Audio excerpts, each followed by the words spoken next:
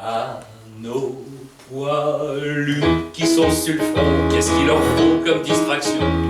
Une femme, qu'est-ce qui leur ferait gentiment passer un sacré bon moment? Une femme. J'ai retrouvé les lettres de ma grand-mère à son fiancé qui est mort à la guerre de 14 et j'ai décidé d'en faire une adaptation. Mon personnage arrive sur scène et trouve les lettres de Mina et décide de les interpréter. Dans le spectacle Cœur tranché, je découvre le livre des carnets de guerre de Louis Barthas. Je t'écris cette lettre un peu à l'avance afin que tu la reçoives pour le 12 novembre.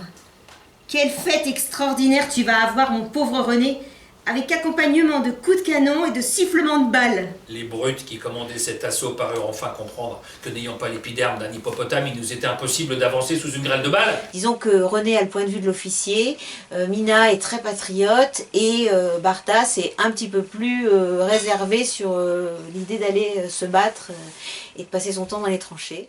Un jour, nous fûmes surpris à l'exercice par l'arrivée inopinée du colonel. Combien d'heures d'exercice font les hommes?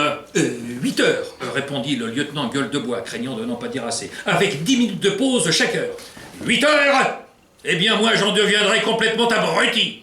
Lieutenant, moins d'exercice et davantage de repos. En tant que comédien, on a un devoir de mémoire, donc ça fait partie de notre métier, de transmettre la mémoire. 1er août 1914.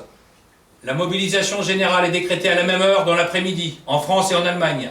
L'Italie reste neutre. Ah, l'amour, c'est une bonne chose, car ça vous cause bien de l'agrément.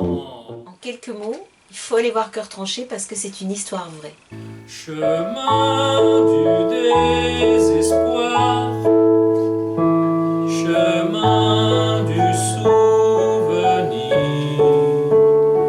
chemin du premier jour divin.